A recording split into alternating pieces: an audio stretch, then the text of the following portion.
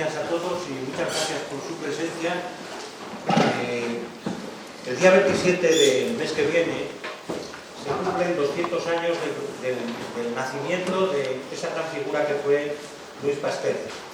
La Academia de Ciencias Veterinarias de Castilla y León, sensible a acontecimientos como este, que tienen, digamos, una trascendencia social enorme, planteó la posibilidad de hacer una mesa redonda en la que dos de sus miembros íbamos a intervenir, yo me incluyo, para trazar algunos de los rasgos más sobresalientes de la vida de este ilustre científico, maestro y tantas cosas como se pueden señalar 200 años después de esa fecha de nacimiento que tuvo lugar en diciembre de 1122. Así que nos reunimos en esta mesa el secretario de la Academia, el profesor Francisco Antonio Vázquez, y un servidor.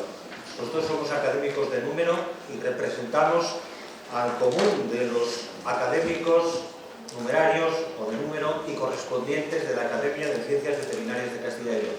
Es una buena oportunidad para hacer ver a los estudiantes de ciencias biológicas, de veterinaria o de cualquier otra disciplina que se imparte en la Universidad de León, digamos, los hallazgos más importantes de un personaje como el que nos ocupa, que siempre sirven como un estímulo y un elemento de aprendizaje para tratar de recuperar los elementos más sobresalientes de su vida y de su obra. El profesor Rojo hablará de las aportaciones de Pasteur en el ámbito de la veterinaria científica y un servidor hablará, de acuerdo con lo que fue mi especialidad en tiempo activo, la microbiología e inmunología, de las aportaciones de Pasteur en el ámbito de la microbiología y la vacunología, una rama específica de la inmunología que se ocupa, como bien saben todos los presentes, de la prevención y a veces tratamiento, según proceda, de las enfermedades infecciosas, aunque en estos momentos, digamos que su importancia trasciende a las propias enfermedades infecciosas. La inmunología también tiene mucho que ver con las enfermedades esporádicas o espontáneas. Así que, sin más, voy a comenzar yo hablando de las aportaciones de Louis Pasteur a la microbiología y vacunología. Louis Pasteur ha sido una figura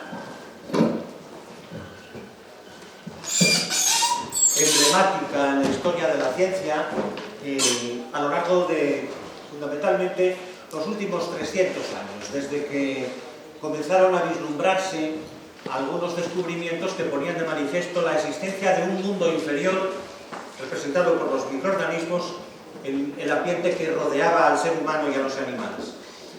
Es, sin duda alguna, uno de los más grandes científicos que ha producido la ciencia.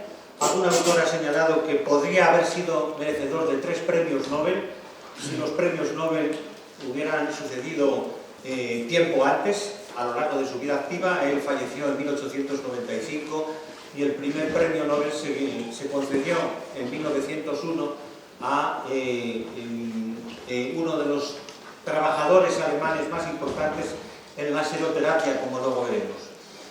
Se considera padre de la microbiología y de la vacunología, digamos con permiso de Edward Jenner, que fue el que 100 años antes había señalado el primer resultado positivo en relación con la viruela a partir de pústulas de los animales que padecían un proceso benigno similar a la viruela mayor o viruela humana.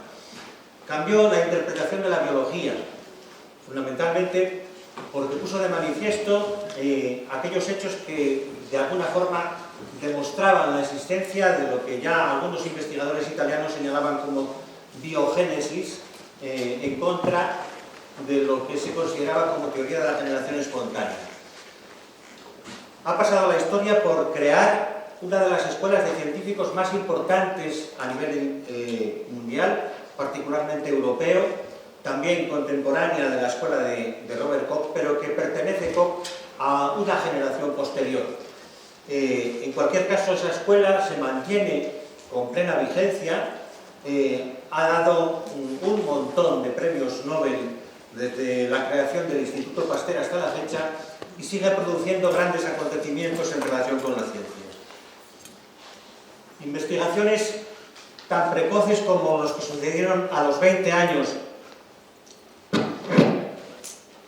en relación con los descubrimientos que tuvieron que ver con la isomería óptica, es decir, descubrir la desviación hacia la derecha o hacia la izquierda del plano de polarización de los compuestos orgánicos, de estrógenos o levógenos, que permitió el nacimiento de la estereoisomería, pero que fueron seguidos de la teoría de la biogénesis, la teoría microbiana de las enfermedades infecciosas, la pasteurización, las primeras vacunas después de 100 años del descubrimiento de Ed Bastier en relación con la vacunación en la viruela, el mantenimiento de la denominación de vacunas y vacunología. Vacuna procede de vaca, como todo el mundo sabe, y es un maestro de la ciencia y de los científicos que permanece plenamente vigente hasta nuestros días. Unas breves notas biográficas ponen de manifiesto que Pasteur nació en Dole, en las estribaciones de los Alpes franceses, en el departamento de Jura, hijo de un antiguo sargento de los ejércitos de Napoleón, curtidor de profesión y de, por nombre, Jean-Joseph, y de Janet Etienne, de profesión sus labores que bastante tenía para tratar de subir de alguna manera los sacrificios que una familia tan modesta tenía que hacer en relación con sus hijos. A los 4 años se trasladaron a Rouen y Pasteur inició sus estudios ya muy tarde, a los 8 años, en la escuela primaria, en la que destacó fundamentalmente por sus habilidades en el arte y la pintura, hasta que le pusieron un tutor que hizo de él un alumno sobresaliente. Y el padre, que estaba empeñado en que Pasteur fuera maestro, le trasladó a París, a la institución Barbet, donde de alguna forma empezó a cambiar sus hábitos en relación con la ciencia, tratando de ampliar sus conocimientos en relación con otros aspectos. Como los resultados no eran tal como había pensado su progenitor, le trasladó al Colegio Real de Besançon, donde realizó el bachiller en letras y en ciencias, y fue contratado durante 2 años para impartir clases particulares en aquella institución. Más tarde se trasladó nuevamente a París, porque su propósito era entrar en la Escuela Normal Superior de París. A tal efecto se matriculó en el Liceo de Saint-Louis y en 1843 aprobó el examen de ingreso, pero no quedó satisfecho con la posición en la que había quedado y volvió a repetir el examen al año siguiente, en 1844, en el que quedó en 4º lugar entre la lista de aprobados, siendo de alguna manera ya el momento en que inició sus estudios en la escuela superior, consiguiendo el diploma en ciencias al año siguiente, en 1845. En 1847, después de haber contactado con 2 de los que fueron sus maestros, Vallard y Dumas, Vallard en física y Dumas en química, presentó 2 tesis doctorales que le convirtieron naturalmente en un doctor. En 1848 estuvo contratado en Dijon durante un tiempo muy breve de apenas 3 meses, dando clases de física y de química. Y a los 3 meses fue nombrado suplente en química en la Universidad de Estrasburgo, de donde pasó después a titular durante un periodo que representó prácticamente 4 años, entre 1852 y 1854. En Estrasburgo sucedió un hecho muy importante, y es que conoció a la hija del rector, con la que se casó, y tuvo 5 hijos, de los que 3 fallecieron, 2 como consecuencia de fiebre tifoidea y el tercero como consecuencia de un tumor. Pero a las 2 primeras muertes, de alguna forma, pues sentaron un precedente en el ámbito personal de Louis Pasteur, que de alguna manera se justifica también en su deseo de investigar en relación con las enfermedades infecciosas. En 1854 cambió de universidad, pasa de Estrasburgo a Lille, donde es nombrado profesor de química y durante un tiempo es elegido y señalado como decano. Pasó después a París, al Departamento de Ciencias de la Escuela Normal Superior, y de allí, en los últimos tiempos, pasó a la Universidad de la Sorbona, siendo catedrático de ciencias, siendo catedrático de química en la Facultad de Ciencias. Entre 1871 y 1873, como consecuencia de la Comuna, un tiempo muy revuelto en París, se trasladó a Clermont-Ferrand, donde tuvieron lugar algunos de sus estudios en relación, por ejemplo, con las enfermedades de la cerveza. Falleció en Mars-la-Coquette, en el departamento de Altos de Sena, el 28 de septiembre de 1895. Las dos fechas han sido señaladas en la posteridad, de tal manera que la fecha de su fallecimiento coincide con el nombrado Día Mundial de la Rabia, para recordar uno de los hitos más importantes de Pasteur en relación con el descubrimiento de la famosa vacuna antirrábica.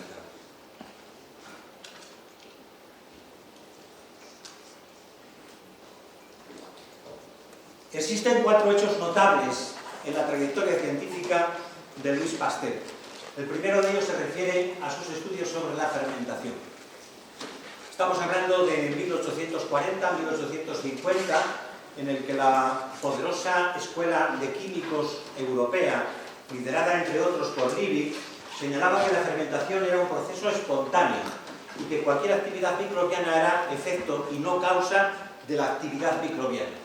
En el caso particular del vino, porque la mayor parte de los estudios sobre fermentación tuvieron lugar en relación con las enfermedades del vino, se señalaba que era un proceso químico que estaba originado por la inestabilidad automantenida del mosto y que fundamentalmente tenía lugar como consecuencia de procesos espontáneos que no obedecían a la presencia de ningún tipo de microorganismo, señalando que el sedimento que se apreciaba en relación con los recipientes que contenían el mosto era más bien un subproducto sin interés científico.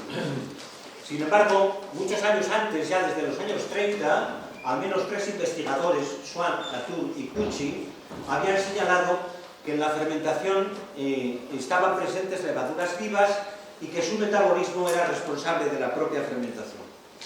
Pasteur, en 1854, en su tiempo de permanencia en la Universidad de Lille, y como consecuencia de una serie de desastres en la potente industria vinatera del país vecino, fue reclamado por Napoleón III para que tratase de estudiar los problemas que sucedían en la fermentación del vino, en lugar de proporcionar un vino de calidad muy importante económicamente en aquellas épocas. Lo que se estaba produciendo era fundamentalmente vinagre. Entonces toma partido en relación con los estudios de la fermentación del vino y señala su origen microbiano, poniendo en énfasis que cada tipo de fermentación obedecía a una clase distinta de microorganismos. Así se hablaba de fermentación alcohólica en el caso de las levaduras, fermentación láctica en el caso de la presencia de microorganismos lácticos, acetobacter en el caso del vinagre, etcétera, etcétera. Y que si se eliminaban esos microorganismos, la fermentación se detenía. Definió la fermentación como un proceso anaeróbico, señalando también la posibilidad de una vida anaeróbica estricta o facultativa, y la respiración como un proceso en el que se producía la oxidación completa de compuestos orgánicos a inorgánicos, cambiando el aceptor de los electrones, que podía ser oxígeno en el caso de la respiración aerobia, u otro aceptor diferente en el caso de la respiración anaerobia. Demuestra en la fermentación alcohólica que las levaduras son las responsables de la producción de alcohol y que la indeseable producción de algunas otras sustancias, por ejemplo el vinagre, se debía a la contaminación con bacterias, resolviendo este problema mediante un calentamiento suave a 55 grados unos minutos, que desde entonces se ha aplicado con el término en su honor de pasteurización y que se ha aplicado a otros muchos ámbitos. Hay un comunicado a la Academia de Ciencias en agosto de 1865 y la publicación de un trabajo sobre los estudios del vino y sus enfermedades, en el que se ponen de manifiesto todos estos hechos. Desde la más remota antigüedad, la civilización griega, Aristóteles, discípulo de Platón, como tantos otros, sostenían la posibilidad de la generación espontánea de vida a partir de la sustancia orgánica o de los compuestos ambientales. Y así señalaban que, por ejemplo, los cocodrilos derivaban fundamentalmente de la putrefacción de troncos de árboles en la superficie de los ríos. Esa forma de entender el origen de la vida era muy común en los años en los que de alguna manera se produce la primera mitad de la vida de nuestro protagonista, y así se señalaba que las culebras procedían del pelo de los caballos mantenidos en agua estancada, que los ratones aparecían en recipientes con granos de trigo y ropa sucia, que los gusanos procedían de la carne podrida, las pulgas del pelo, las anguilas del fango, las langostas de las hojas verdes o las termitas de la madera podrida.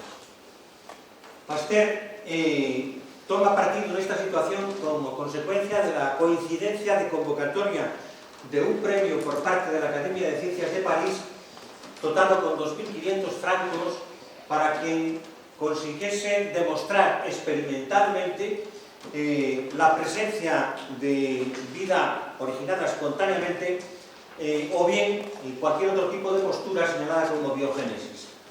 Pasteur ganó el premio.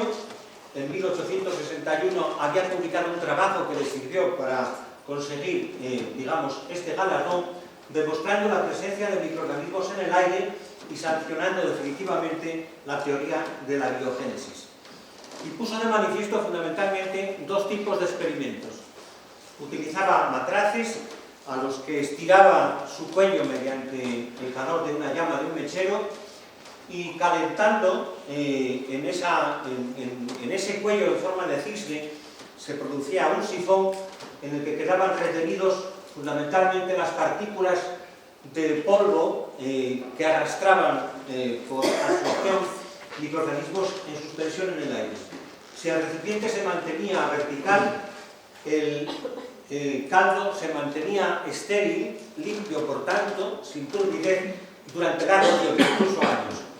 Pero si se inclinaba, las partículas de polvo se aproximaban al caldo de cultivo y permitían el crecimiento enturbiando el caldo de cultivo. En otros experimentos alargaba el cuello de los matraces y los sellaba al calor de la llama a la vez que se producía la ebullición, produciendo un vacío parcial.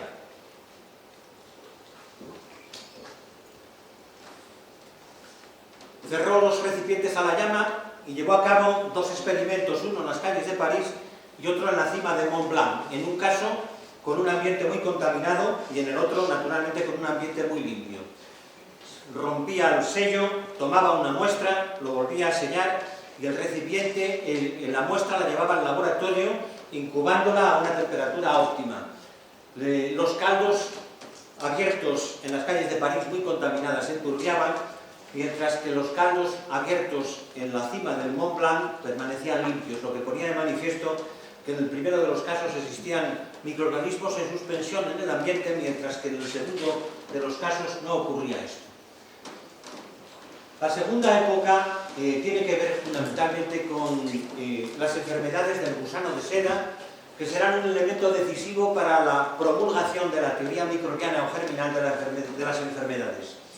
Por aquella época, la industria de la sericultura francesa, pero también española, alemana o italiana, estaba sufriendo graves pérdidas como consecuencia de una enfermedad a la que denominaban pebrina, por la aparición de unas manchas amarronáceas, negruzcas, semejantes a glóbulos de pimienta, por eso recibían ese nombre, o grumos o granos, con una alta mortalidad que afectaba tanto a los gusanos como a los imagos o mariposas.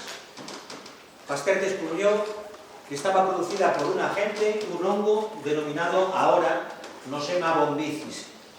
Pero además describió otro tipo de enfermedad del gusano de seda denominado flacherie o flacidez, en la que ahora sabemos que su etiología es múltiple de naturaleza vírica, en el que están implicados flavivirus, parvovirus o reovirus, con la presencia ocasional de bacterias como Serratia marcescens, Streptococcus o Staphylococcus.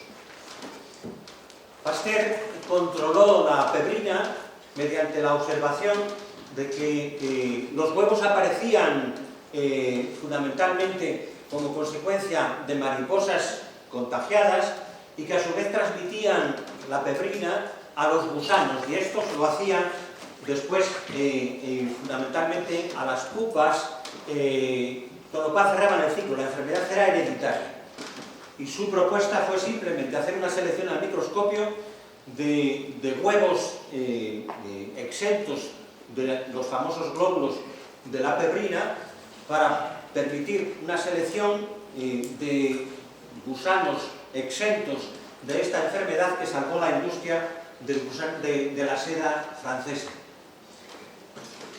Hubo tres elementos que contribuyeron a una de sus más importantes aportaciones. La primera de ellas tenía que ver con las enfermedades del vino y la fermentación, la segunda con la generación espontánea, a la que hemos aludido, y la tercera fueron precisamente estos descubrimientos en relación con la pebrina. Los tres permitieron en la propuesta de la teoría microbiana o germinal de las enfermedades, que se comunicó a la Academia de Ciencias en 1865. Pero habían habido ya varios precedentes anteriores que habría que considerar. Por ejemplo, en 1836 Agostino Bassi había señalado a un hongo como responsable de otra enfermedad del gusano de seda, que era la muscardina. Soleil había descrito un hongo como causa de la tiña famosa humana, y Davey, conjuntamente con otros, en una época de grandes aportaciones en relación con el estudio del carbunco, había descrito la presencia de unos bastoncillos que él denominaba bacteridias en la sangre de corderos agonizantes por carbunco. Formula así la teoría microbiana de las enfermedades, que sostiene la implicación etiológica de los microorganismos como causa de las enfermedades infecciosas. Y él señalaba que la enfermedad surgía como consecuencia del ataque de gérmenes procedentes del exterior del organismo, de igual modo que ocurría con las enfermedades del vino y la fermentación. El 30 de abril de 1878 es cuando Pasteur anuncia la teoría microbiana de la enfermedad en una comunicación en la Academia de Medicina de Francia, en una memoria que titula Teoría de los gérmenes y sus aplicaciones a la medicina y a la cirugía. La teoría microbiana tuvo inmediatamente repercusiones muy importantes, porque Pasteur, que tenía un carácter polemista muy acusado y defendía con pasión todas sus observaciones, propugnaba que los médicos y los cirujanos aplicasen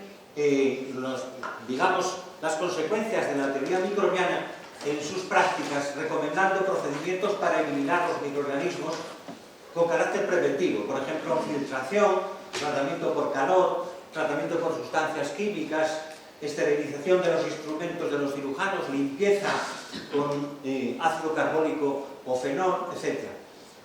Y entre los seguidores que cumplieron al pie de la letra las enseñanzas de Pasteur, un cirujano inglés, Lister, aplicó los métodos fundamentalmente en sus prácticas quirúrgicas, haciendo descender del 50 al 5% los contagios con mortalidad que se sucedían en las intervenciones en los quirófanos, y sobre todo en los quirófanos de los paritorios londinenses, donde el porcentaje de mortalidad era muy alto.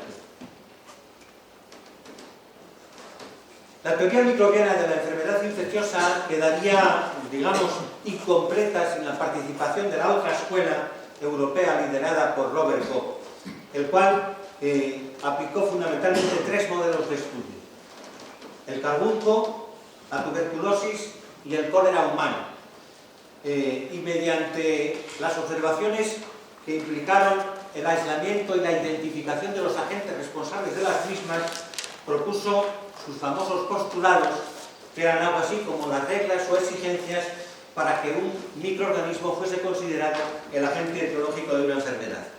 A propósito del cólera, se sucedió algo así como una competencia entre la escuela de Pasteur y la escuela de Koch como consecuencia de un brote, una epidemia muy importante de cólera que tuvo lugar en Egipto y en particular en Alejandría, en el que las dos escuelas comisionaron a partícipes elementos de cada una de ellas para llevar a cabo el estudio de la causa de la enfermedad. Pasteur comisionó a Emil Rus, Knockar, Strauss y Twigger, el cual contagió de cólera y falleció como consecuencia de la enfermedad. Era el más joven de los 4 elementos y no consiguieron descubrir cuál era la causa. Sin embargo, la escuela de Robert Koch, con el cual había ido Robert Koch, precisamente liderando la comisión, sí que descubrieron el agente del cólera. La tercera época tiene que ver con la vacunología. Estamos en un momento en el que se puede identificar con la época que se conoce como los cazadores de microbios. Todos los científicos iban tratando de descubrir si en tal o en cual enfermedad existía una causa microbiana que pudiese responsabilizarse de la misma. En la escuela de Pasteur se identifican los estafilococos como causa de otitis y de osteomielitis, de los estreptococos como causa de las fiebres puerperales o de los neumococos como causa de las neumonías. Pero esta es una pauta muy generalizada porque se están sucediendo a la par otros muchos descubrimientos en otros laboratorios europeos o mundiales. Se trataba ahora de dar una solución a estos problemas tratando de dar un paso adelante. Descubierta la causa, habrá que resolver el problema. Y el problema se resuelve fundamentalmente mediante la prevención o el control, utilizando profusamente la colaboración de modelos animales que se constituían como un elemento imprescindible para llevar a cabo sus experimentos. La primera vacuna que se pone, que demuestra su utilidad es la vacuna contra el cólera aviar, descrita en 1880. Este agente había sido descrito por Perroncito en Italia en 1878 y Toussaint le había cultivado preparando además una vacuna con sangre calentada ligeramente a 55 grados, lo que había constituido después un precedente para los estudios de Pasteur. Pasteur aisló y cultivó el agente trabajando fundamentalmente en dos propósitos: en su transmisión y en su virulencia. Y cuentan las crónicas, tal como se describe, que uno de sus asistentes, Chamberlain, que ha pasado a la historia fundamentalmente por sus experimentos sobre filtración en bujías de Chamberlain, pues estaba replicando en placas, fundamentalmente cultivos de este agente, que luego se denominaría Pasteurella multocida, precisamente en honor a Pasteur, y bueno, los dejó sobre la pollata del laboratorio y se fue de vacaciones. Aquellos agentes eran virulentos y cuando se inoculaban a los pollos, estos morían. A la vuelta recuperó los cultivos envejecidos y vio por sorpresa que no ocasionaban la muerte de los pollos. Pero es más, cuando a esos pollos, algunas semanas después, les volvió a inocular con bacterias virulentas, comprobó que estos resistían el envite de los agentes patógenos. Había descrito, por lo tanto, dos elementos muy importantes: un sistema de atenuación por envejecimiento y un sistema de inducción de protección como consecuencia de la inoculación de esos agentes atenuados. Es la primera vez que Pasteur, cuando hace la comunicación en la Academia de Ciencias, utiliza el término vacuna y lo hace, digamos, en homenaje al trabajo centenario ya de Edward Jenner en relación con la viruela. El segundo agente importante y la consiguiente vacuna tiene que ver con el carbunco bactericiano o anthrax, que dicen los médicos, para el cual Bacillus anthracis, su agente, es el primer patógeno descrito en la historia y para el cual 40 años habían acumulado un número muy importante de descubrimientos o aportaciones a la ciencia que sostenían esta enfermedad. Desde 1836 a 1876, 40 años de investigaciones habían descrito su transmisibilidad por aire, la persistencia de los suelos digamos, donde se producían los contagios o contaminaciones con el agente del carbunco. Esto sucedía 20 años antes de que Pasteur hablase de campos malditos. Porende, Dreyer y Davey habían señalado la presencia de esos bastoncillos o bacterias en la sangre de animales agonizantes de carbunco. Y Toussaint, nuevamente, en relación con el agente del carbunco, había descrito una primera vacuna con sangre calentada y desfibrinada a 55 grados que producía resultados satisfactorios y que sin duda alguna es un precedente de la vacuna contra el carbunco descrita por Pasteur. Brandel había descrito un caso de pústula maligna en el hombre como consecuencia del contagio en una tenería, en una industria que utilizaba material procedente de los animales, y Robert Koch estableció la etiología del carbunco basada en la historia de vida de Bacillus anthracis, siendo además el creador de la metodología microbiana por excelencia mediante la utilización de medios que permitían el cultivo crudo. El contexto de la época es particularmente interesante. El carbunco tiene una gran importancia social y económica, es además de una enfermedad animal que traduce porcentajes de mortalidad importantes en los rebaños, sobre todo de rumiantes, grandes y pequeños, pero es que además es transmisible al hombre, es una zoonosis. Y hay muchos que se ocupan de proponer, digamos, soluciones para la enfermedad. Uno de ellos es un veterinario, el doctor Louvier, que señalaba una cura a la que las autoridades pidieron que de alguna forma conformase Pasteur en relación con su bondad. La cura era realmente drástica porque lo que suponía era hacer cortes en la piel de los animales enfermos, recubrirlos con esencia de trementina, con aguarrás, recubrirlos después con una capa de estiércol y todo ello con una tela. Entonces, Pasteur lo que propició fue un experimento con 4 animales, 2 de los cuales se utilizaron como elementos de experimentación y los otros 2 como control. Se infectaron los 4 animales y a los 2 que formaban parte del primer lote se les aplicó la cura de Louvier y a los otros 2 se les dejó como testigos. Y el resultado fue que solamente uno de cada animal, de los 2 que se habían utilizado en cada lote, enfermó y falleció como consecuencia del carbunco, mientras que el otro no desarrolló ningún tipo de enfermedad. Con lo cual, la cura no aportaba absolutamente nada, porque tanto que los animales estuviesen sometidos al procedimiento de curación como que no lo hubiesen hecho, los resultados eran similares. Pero Pasteur, que era muy polémico, seguía con sus observaciones fundamentalmente dirigidas a los médicos y cirujanos.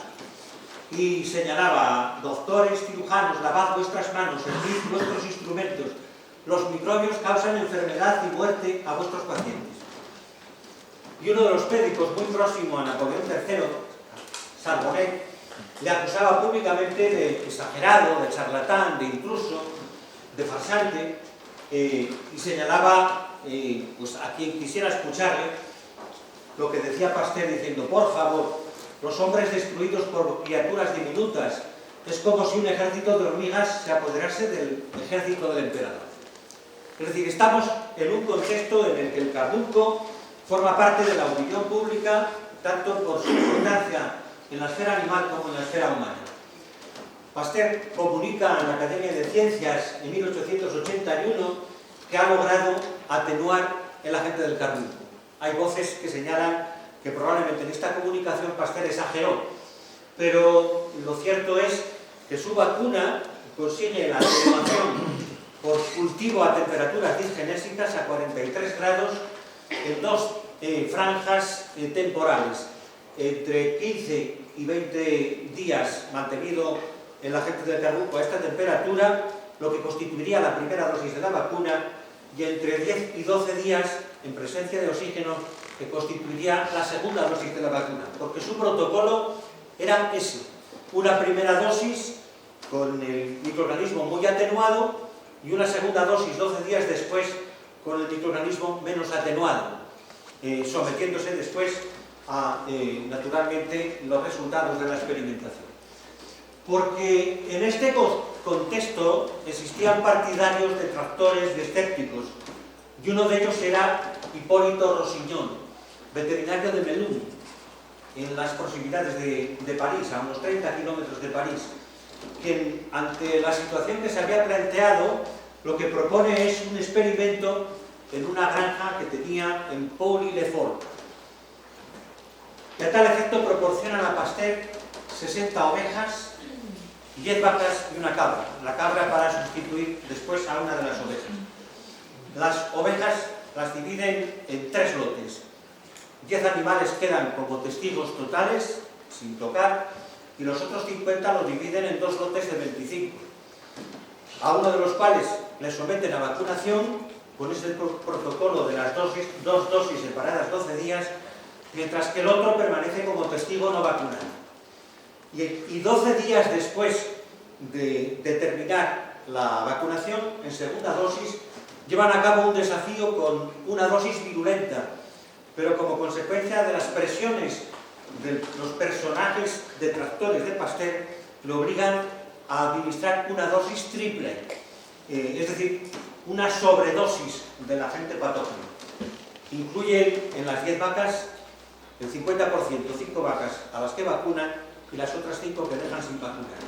Y 12 días después, aproximadamente, llevan a cabo los resultados en los que, bueno, los experimentos comienzan el 5 de mayo, los resultados empiezan a hacerse evidentes el 2 de junio, una semana aproximadamente de la fecha del desafío, y Rosiñón, por telegrama, le comunica a Pasteur que 18 animales han fallecido, que los demás están a punto de morir y que todos los vacunados sobreviven. Este es uno de los puntos críticos de la vida científica de Pasteur, porque de alguna manera se revela un extraordinario éxito, la vacunación tiene una repercusión importante y Rosiñón pasa de ser un detractor y escéptico en relación con Pasteur a ser uno de sus principales defensores, como luego veremos. Simplemente, porque estoy seguro de que el profesor Rojo profundizará en estos temas, señalar que en España 2 veterinarios, tomaron muy buena nota de lo que había ocurrido en Francia. El primero de ellos es un veterinario de Obanos, en Navarra, que entre 1882 y 1883 lleva a cabo con mucho éxito 2 experimentos, en el primero de los cuales inmuniza 4 ovejas, la primera con una dosis completa, la segunda con una dosis parcial, solamente la primera dosis, y la tercera sin vacunar. Les desafía y solo los animales, inmunizados de forma completa sobreviven. La segunda experiencia ya utiliza un número mayor de animales, 40 ovejas y 6 vacas, y de la misma manera que había sucedido antes, los animales no vacunados fallecieron, mientras que los vacunados sobrevivieron. Y el otro es un veterinario catalán de Figueras, Juan Arderius Banjol, que había sido testigo de la experiencia de Pouilly-le-Fort y que se implicó en sus relaciones fundamentalmente con los veterinarios seguidores de Pasteur en impulsar la vacunación anticarbuncosa en Gerona, en el Ampurdán en particular, pero tuvo, éxitos parciales.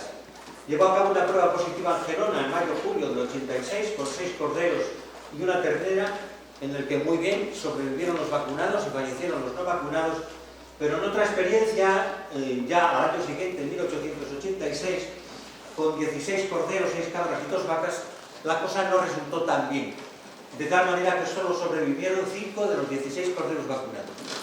Pasteur no fue capaz de resolver el problema, porque acudieron a él para que explicase qué era lo que había pasado, y se dice que Jaime Ferrán, el gran apóstol de los médicos, en relación con el cólera y con otras enfermedades infecciosas, sí que parece que le dio solución. Se llevaron a cabo otras pruebas en Valladolid, en Palencia, en Sevilla y en otras localidades, y de alguna manera que las contradicciones de la Escuela de Veterinaria de Madrid, que no defendía precisamente las teorías de Pasteur, entre 1893 y 1901 casi se inmunizaron 1 millón de animales con la vacuna de Pasteur, descendiendo la mortalidad de una forma sustancial, entre el 10 y el 1% en el caso de las ovejas y entre el 5 y el 0,34 en el caso de las vacas.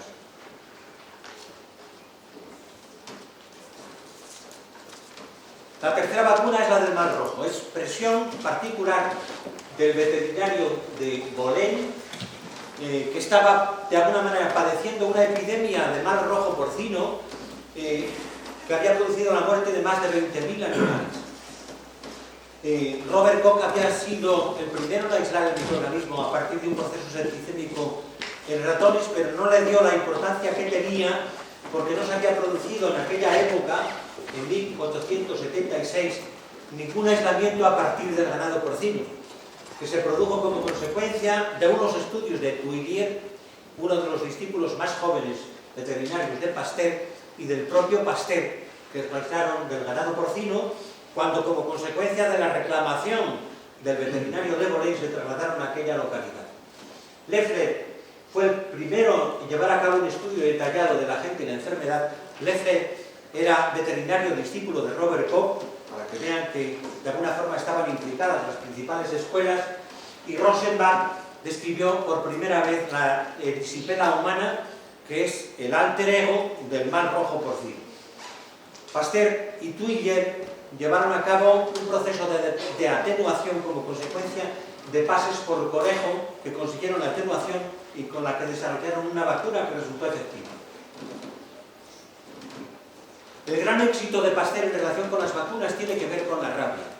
La rabia es una enfermedad terrible, con un 100% de mortalidad, que sigue produciendo a fecha de hoy más de 60.000 fallecimientos, fundamentalmente en África y en Asia, y cuya atención por parte de Pasteur es suscrita sobre todo cuando en 1880 el veterinario de París, Burrell, le lleva a cabo 2 cadáveres de perros muertos de rabia. Y Rossignol, el famoso Hipólito Rossignol del Carbunco, le lleva a la cabeza de una vaca muerta de rabia, lo que propició ciertas colaboraciones entre Pasteur y la Escuela de Veterinaria de Alfort, fundamentalmente representada por Bourbeau y Nocar, de lo que luego hablaremos.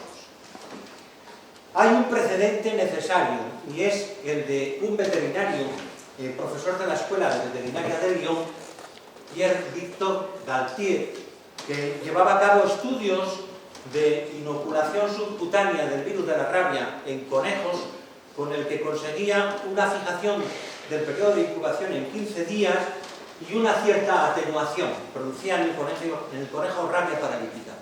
Pero lo más importante es que había suscrito un sistema de vacunación muy original en corderos mediante la inoculación directamente en yugular de saliva procedente de animales muertos de rabia, de perros rabiosos.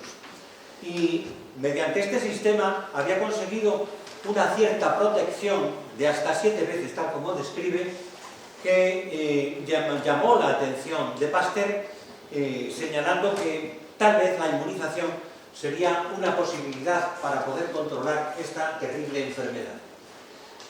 El error de Galtier es que no consideró la localización del virus en el sistema nervioso, una situación que resolvió Pasteur, pero en el que una comisión sí que reconoció la prioridad de sus estudios sobre los de Pasteur, hasta el punto de que le propusieron para el premio Nobel, con, digamos, el desgraciado desenlace de que falleció antes de poder tomar posesión del citado premio, que tiene como condiciones de que naturalmente tiene que ser para investigadores vivos. Y la propuesta benefició a uno de los discípulos de Pasteur, que fue Elia Mechnikov, que fue el que alumbró los estudios de fagocitosis, generando la primera puerta para el estudio de la inmunidad de base celular en 1908, conjuntamente con Paul Ehrlich, digamos, el primero que describió la posibilidad de un tratamiento quimioterápico en las enfermedades infecciosas. Desde 1881, en 1880, le habían hecho llegar a Pasteur los perros con rabia, los perros muertos de rabia y la cabeza de una vaca muerta de rabia. Desde el año siguiente, Pasteur seguía inmunizando monos mediante inoculaciones intracraneales, pero sobre todo conejos, mediante inoculación intracerebral, demostrando tres cosas. La primera, que el virus se alojaba en el tejido nervioso, multiplicándose fundamentalmente en médula espinal y cerebro. La segunda, que se fijaba también el periodo de incubación, no a 15 días, como sucedía cuando se inoculaba subcutáneamente, sino a una semana, afectando también a la virulencia. Y la tercera, que el virus de médula se atenuaba por exposición en aire seco, sobre todo procedente de vapores procedentes de potasa, en la oscuridad. De esa manera obtuvo un virus con varios grados de atenuación en secciones de médula espinal procedentes de conejos muertos de rabia, que habían sido expuestos a vapores de potasa a 23 grados y en la oscuridad. Y con ellos inmunizó con éxito 50 perros. La fecha clave tiene que ver con la llegada el 6 de julio de 1885 de un niño alsaciano que había sido mordido en muchos lugares de su cuerpo por un perro rabioso procedente de una tienda de ultramarinos de su barrio. El niño Joseph Meister estaba hecho una auténtica pena, condenado a morir.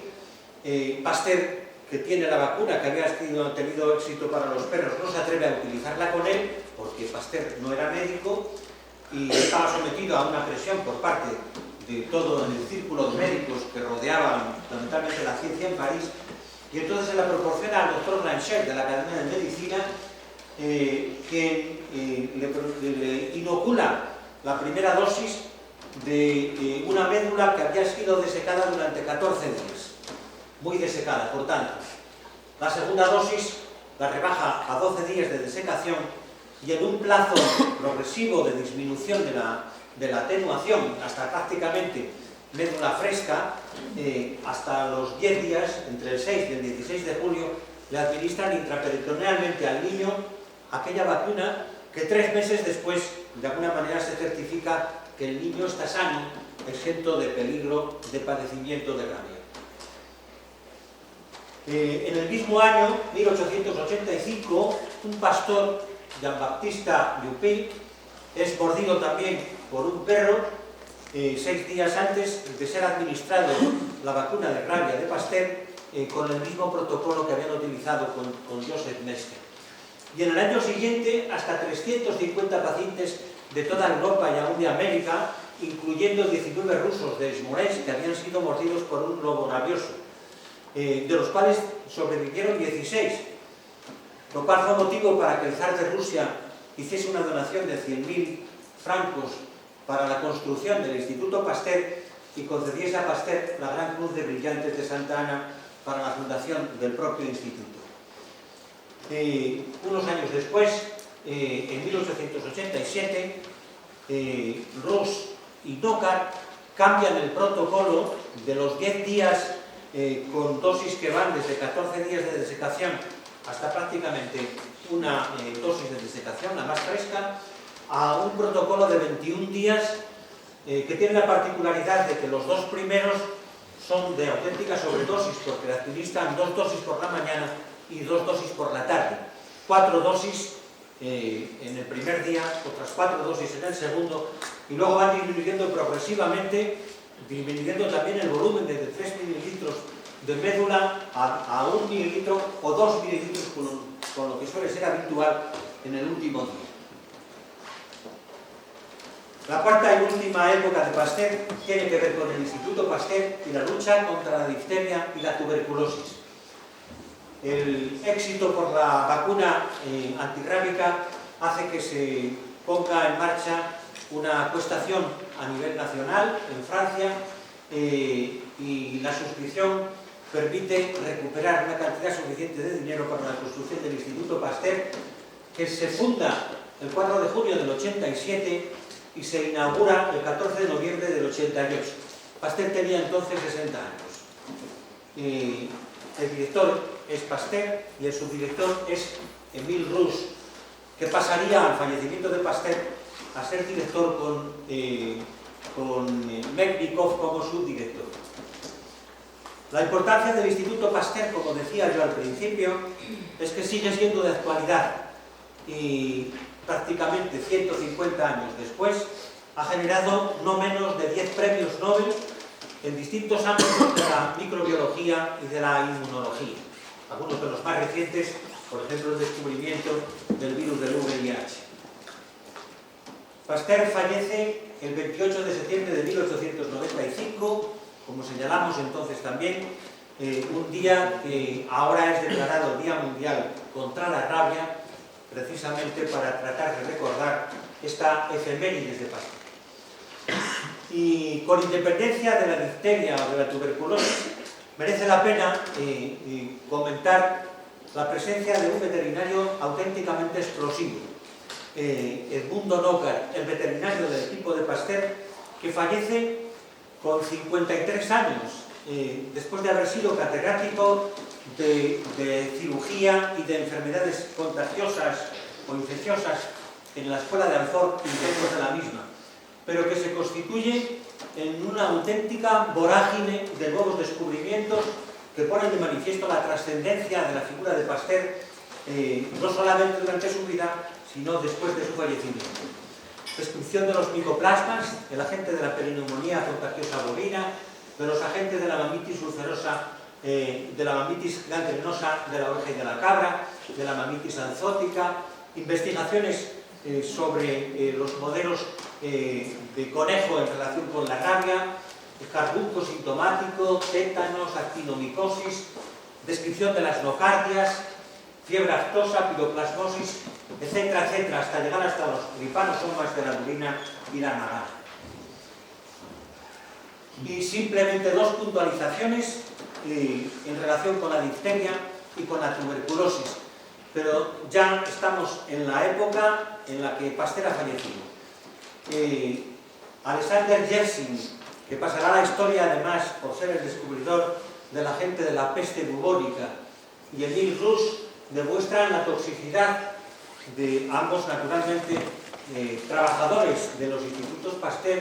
Yersin empieza en Hong Kong y termina en París, y Rus, que no se mueve de París, demuestran la toxicidad de un filtrado del cultivo del bacilo de la difteria, uno de los grandes problemas sanitarios de finales del siglo XIX y primera mitad del siglo XX, y con lo cual sostiene la posibilidad de la utilización de vacunas frente a las toxinas, es decir, enfermedades que no se deben a la influencia de la gente de forma directa, sino indirectamente a través de productos originados por él. Von Behring, que recibirá el primer premio Nobel en 1901, Knockaert y Rus llevan a cabo un trabajo enorme en relación con los suelos antitóxicos, con los suelos antidiftéricos. Pero es una gran figura la de un veterinario de ascendencia española, Gastón Ramón, que estuvo en León en 1951, que es discípulo de Rus, estaba casado con una sobrina nieta de él, que será director del Instituto Pasteur y también de la OIE, la Organización Internacional de la Sanidad Animal, el que lleva a cabo, en relación con la difteria y el tétanos, los descubrimientos más trascendentes.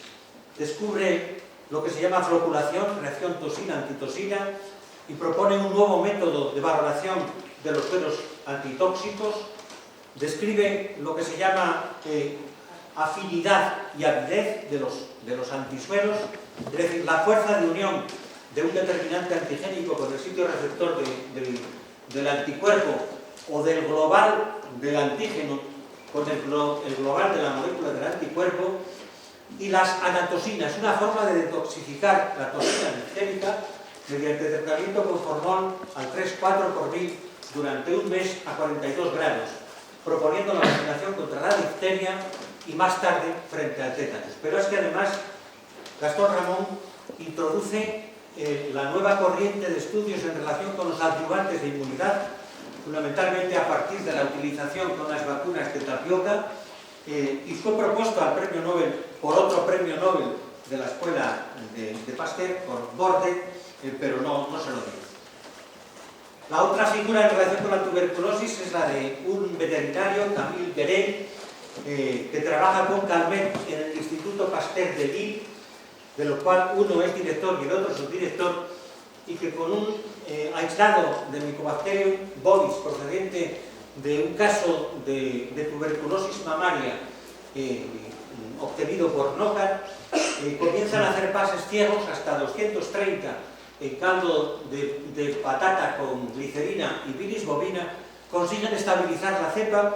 Es una cepa atenuada con la que proponen una vacuna para el ser humano frente a la tuberculosis que desde 1960 la Organización Mundial de la Salud señala como uno de los elementos más importantes que han contribuido a la historia de la lucha contra la tuberculosis humana.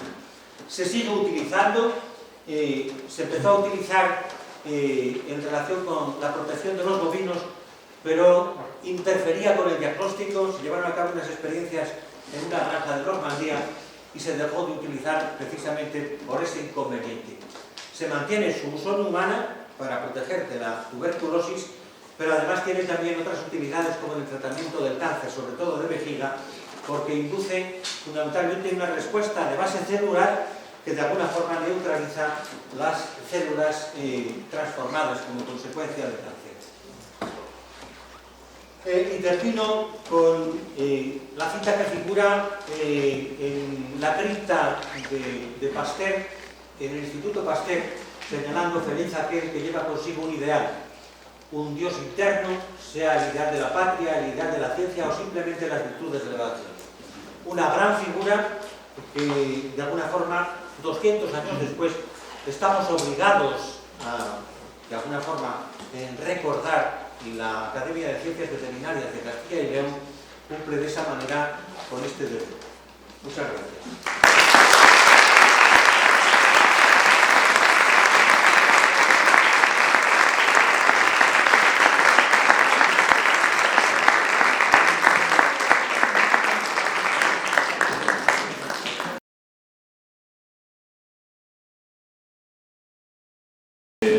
Muy bien, pues después de esta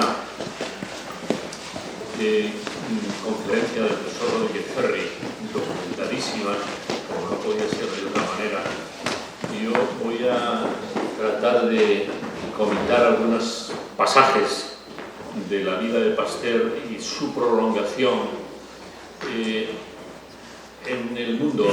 Entonces, en lo que ahora llamamos primer mundo, en el que se encuentra España, por lo tanto haciendo referencia a algunos veterinarios que han trabajado, que siguieron las corrientes de Pasteur. Por eso la contribución de Pasteur a la veterinaria científica española, había que poner, me ha parecido el título mejor para hablar durante un rato.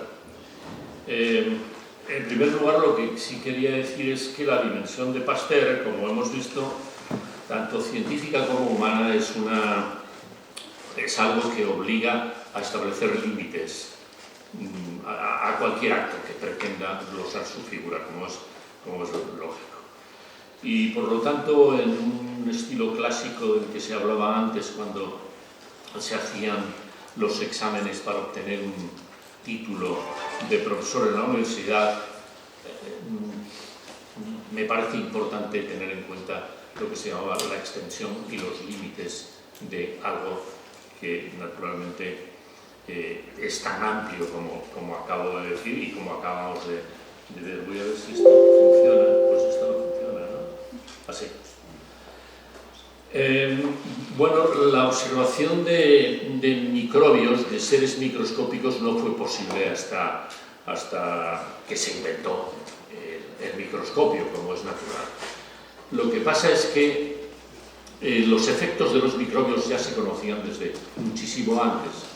Los efectos de los microbios, tanto desde un punto de vista que podríamos llamar o decir beneficioso, como desde un punto de vista no tanto perjudicial, cabría decir, es decir, desde el punto de vista de lo que es la patología humana y la patología animal. En este sentido, creo que conviene recordar que aunque las fechas bailan, porque los límites temporales son imprecisos muchas veces y además muchas veces también son pues categorías espirituales, sin más, conviene hacer alusión a dos hechos anteriores a Pasteur. Uno es la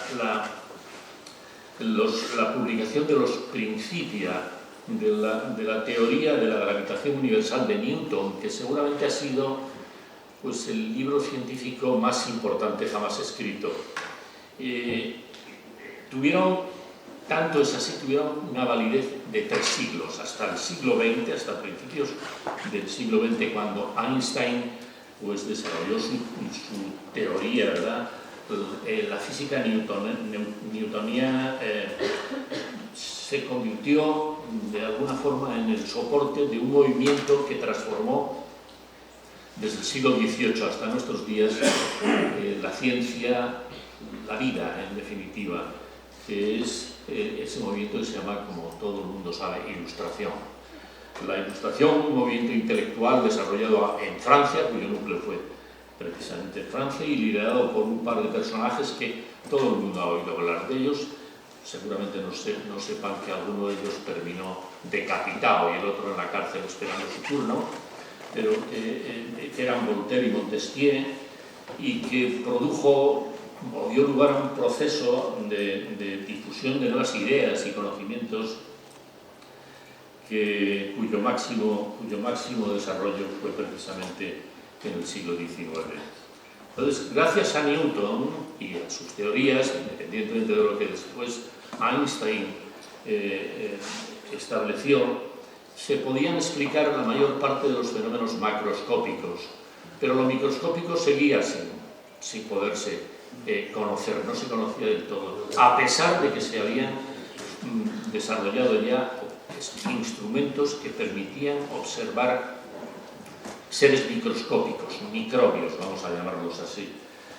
Y eso fue, pues, después de que algunos de los personajes que han sido aludidos antes, como Reddy, uno de los pioneros de la generación espontánea, de las pruebas contrarias a la generación espontánea, que demostró que las larvas de las moscas californianas no progresaban cuando el material sospechoso se mantenía alejado de determinados ambientes, cuando se estableció también todo el andamiaje sobre el que se ha basado la nomenclatura binomial, que hace referencia a los animales y a las plantas también, es decir, al sistema Nature, cuya edición, me parece que fue la 10ª en 1750 y tantos, se debe a Carlos Linneo, que era una persona un poco escrupulosa, era un médico y botánico sueco que se estableció en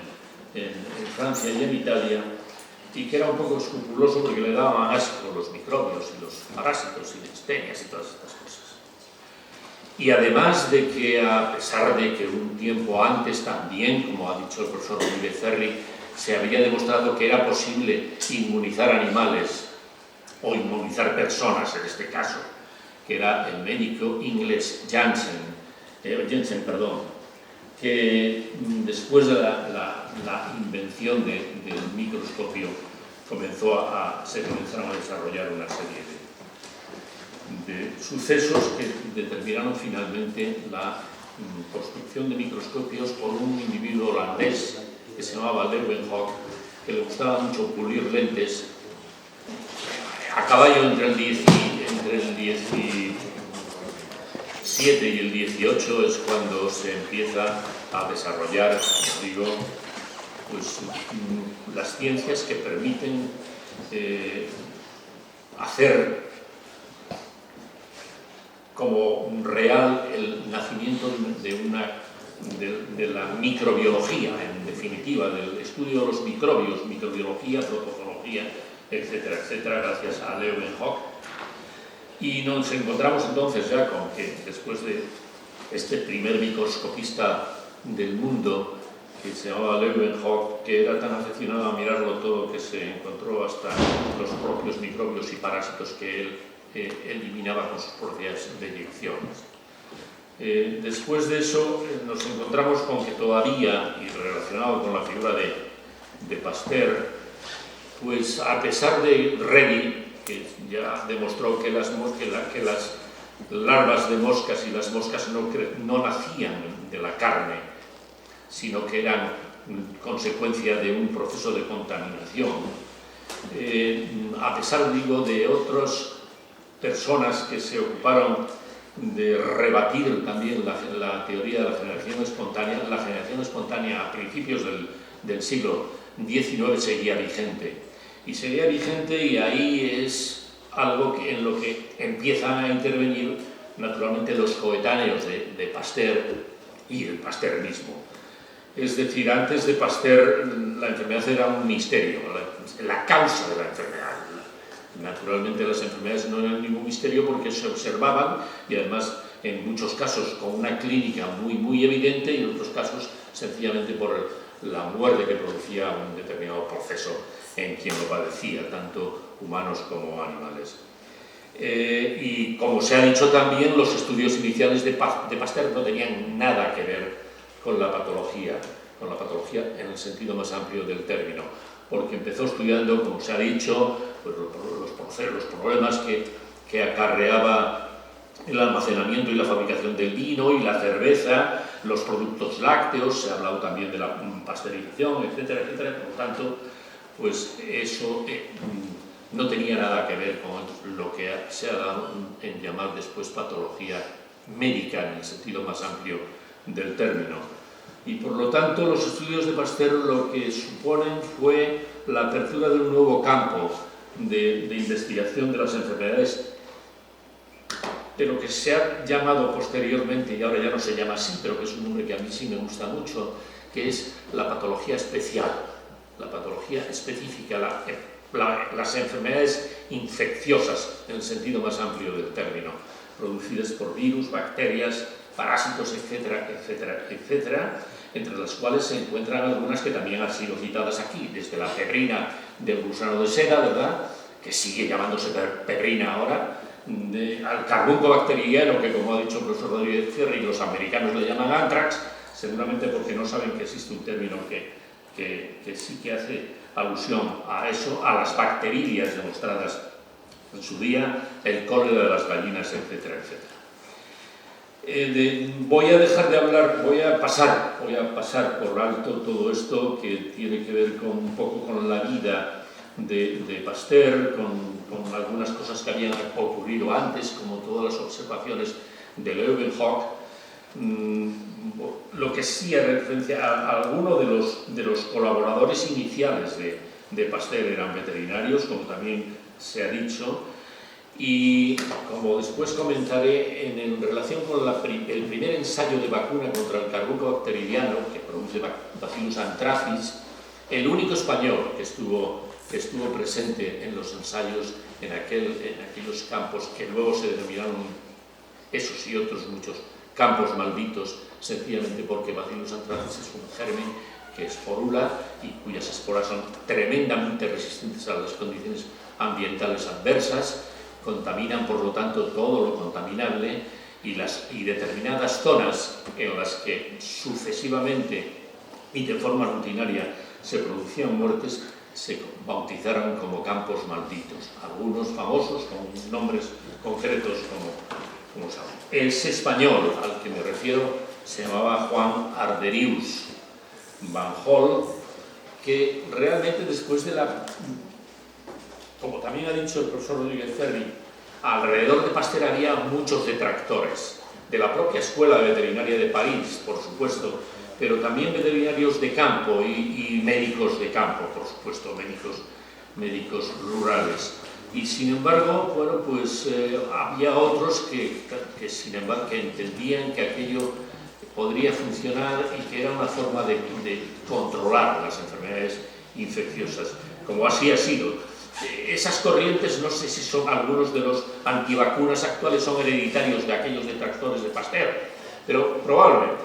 El hecho cierto es que Arderius se convirtió realmente en un propagandista de las vacunaciones en España cuando regresó, a pesar de que siguió manteniendo contacto con muchos veterinarios y médicos franceses. Él tenía un laboratorio en Gerona, como se ha dicho, y además pues ejercía la clínica rural.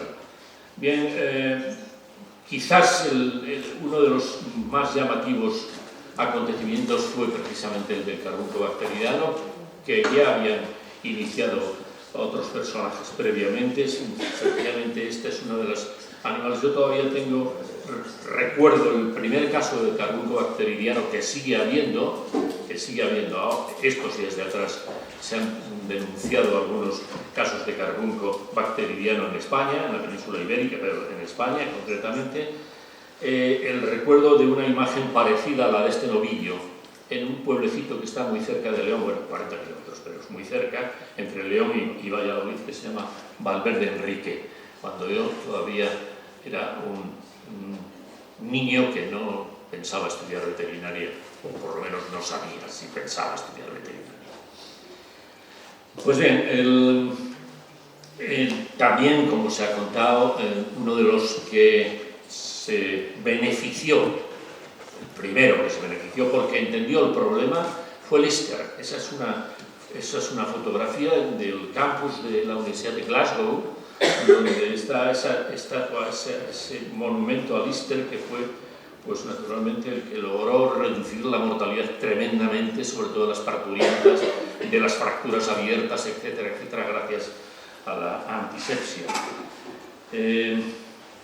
Y antes incluso que todos ellos, me parece también oportuno recordar que esta mentalidad etiopatogénica de la enfermedad, que naturalmente establece y atribuye causas externas al hecho de enfermar, ¿verdad? Pues ya había sido de alguna manera enunciada o expuesta por un médico que se llamaba Fracastoro, que ahí lo tenemos, que era un verdadero experto, espero que solo médico, en sífilis, y que naturalmente incluso escribió un tratado de sífilis que tuvo su protagonismo en la época. Esas son las imágenes de aquellas vacunaciones a las que también se ha referido el profesor Rodríguez Ferri, los diseños para probar la eficacia de la vacunación en aquellos campos donde se realizó en las afueras de París el estudio. Y ahí está arriba a la izquierda pues Arderius, que es aquel personaje español gerundense que propagó después los beneficios de la vacuna a los que hicieron. Y este es Arderius, pero Arderius con su hijo, porque tenía un laboratorio, su hijo está aquí pues, discutiendo con él, supongo que aprendiendo, porque los hijos siempre aprenden de los padres, o por lo menos eso era antes así. Bastantes seguidores, discípulos y personajes que influyeron mucho en la época, hasta tal punto de que todo eso se extiende hasta comienzos del siglo XX, entre los cuales, como también se han dicho, pues está Nocard, está Toussaint, está Boulier, está algunos de ellos, como por ejemplo Guérin, que es uno de los famosos veterinarios.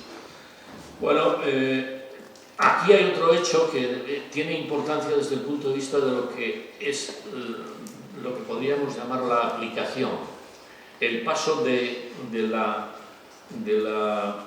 los cambios que se producen en la medicina con mayúsculas, hay que entenderlo así, desde los descubrimientos de la química que se deben sobre todo a la escuela alemana en el siglo XIX, finales del XVIII y principios del XIX, en química, la escuela alemana, la escuela francesa también, y que de alguna manera pues lo que supusieron fue que en medio siglo, 70 o 80 años aproximadamente, se produjeran muchísimos más avances que desde Hipócrates hasta el principio del siglo XIX.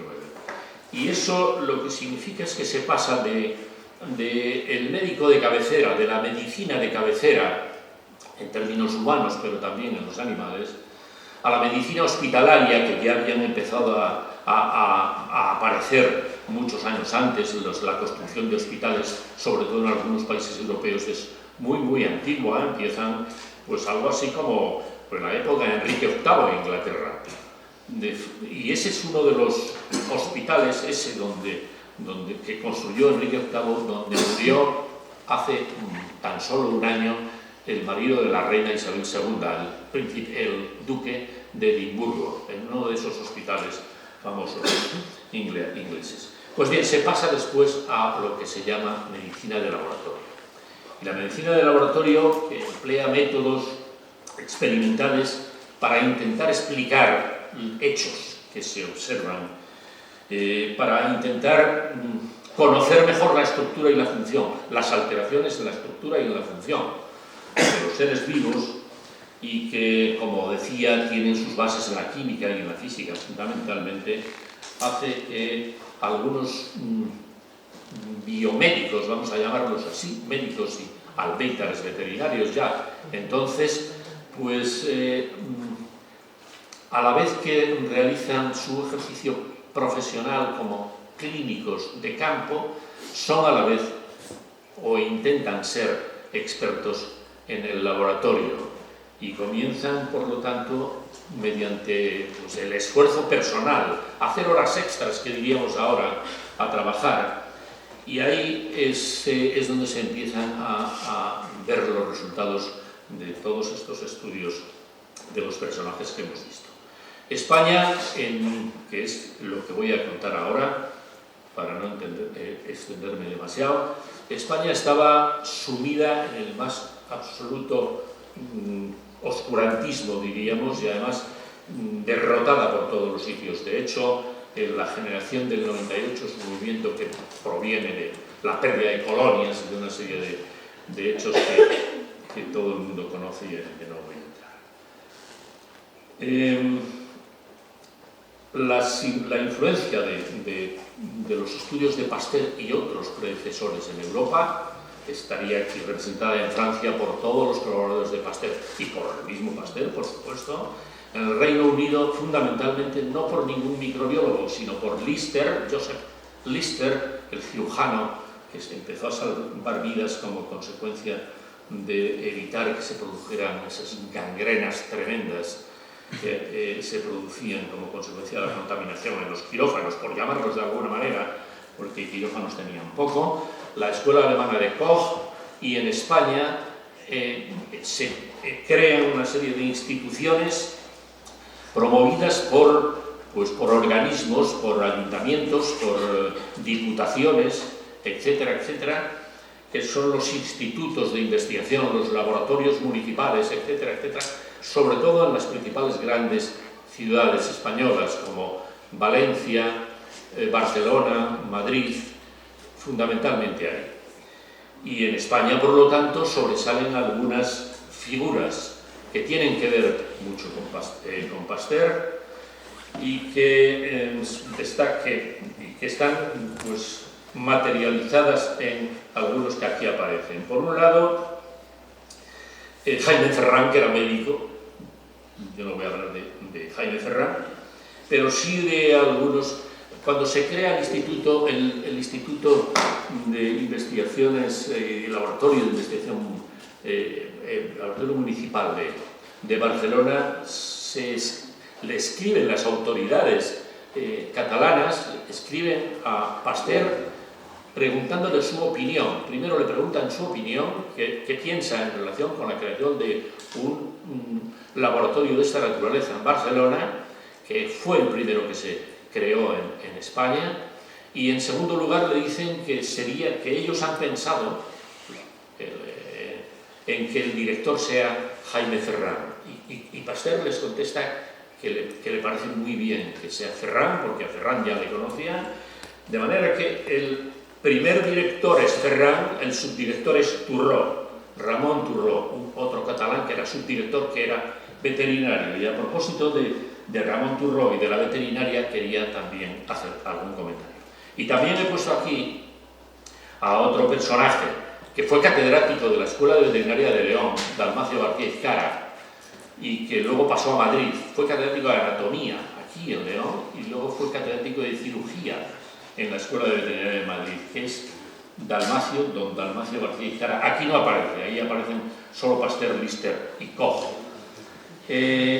¿Por qué decía lo de Turró y algunos otros? Bueno, pues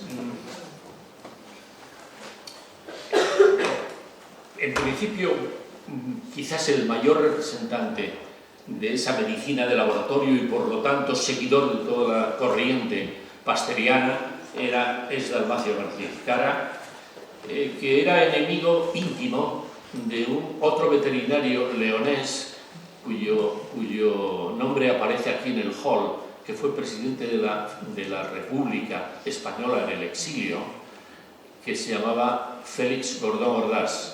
Eran íntimos enemigos, por decirlo de alguna manera, en plan coloquial. Bueno, pues a pesar de que no se podían ni ver, el día 12 de diciembre, en el número del 12 de diciembre de 1927, que fue cuando murió Dalmacio García Izcara, el director de una revista que se llamaba la Revista de Higiene y Sanidad Pecuarias, que era Gordón Ordaz, hizo un panegírico y un recuerdo sincerísimo a la figura de Dalmacio García Izcara, que merece, como decía Félix Gordón, el homenaje de cuantos amamos a la profesión veterinaria por encima de todas las cosas. Dalmacio García Izcara, además de cirujano, de profesor de la Escuela de Veterinaria, de profesor de cirugía en la Escuela de Veterinaria de Madrid, pues hizo esa incursión en la medicina de laboratorio y contactó en Madrid con personajes que naturalmente le suenan a todo el mundo, que se dedicaban al estudio de procesos patológicos de muy diversa índole, entre otros algunos la neuropatología, como Santiago Ramón y Cajal. Y de alguna forma se hizo amigo, colaboraron Cajal y Dalmacio García Izcara, hasta el punto de que en 1904 y en 1905 tienen dos trabajos publicados firmados por un tal D. García, que era naturalmente García Izcara, y Santiago Ramón y Cajal, que firmaba con el nombre y los dos apellidos. Bien, hablaba antes de ese primer laboratorio que se crea en España, el Municipal de Barcelona, en el 60 y tantos, en el 1860 y tantos. El director es Ferran. Hubo allí muchos problemas, incluso personales y medio políticos, por supuesto, porque la política no deja de sorprendernos, incluso ahora. Y luego pasó a ser el director Ramón Turró. Era subdirector y luego fue el director. Turró, y lo digo aquí, aprovecho la ocasión porque está escrito en muchos sitios, claro, pero yo no sé si alguien... Yo he tenido la oportunidad todavía de ver una calle, un carrer, como dicen en Cataluña, que es el carrer, que ponía carrer de Ramón Turró y Dardé. No Darder, como aparece en muchos sitios, sino Dardé. Y debajo pone biólogo. Bueno, pues Turró, que estudió aquí en León también, y en Santiago de Compostela, ni era biólogo ni era médico, como en algunos tratados aparece, sino veterinario. Lo único que fue veterinario. Es verdad que empezó a estudiar medicina, como mucha gente, pero lo dejó al primero o segundo año. Y no era biólogo, entre otras cosas, porque no existía la carrera de biología, había ciencias naturales, etc. Bueno, ni Ramón Turró Darder, sino Ramón Turró y Dardé, ni médico, sino veterinario, ni biólogo, sino veterinario. Y las aportaciones de Turró son muy interesantes, que creo que se pueden consultar en cualquier sitio.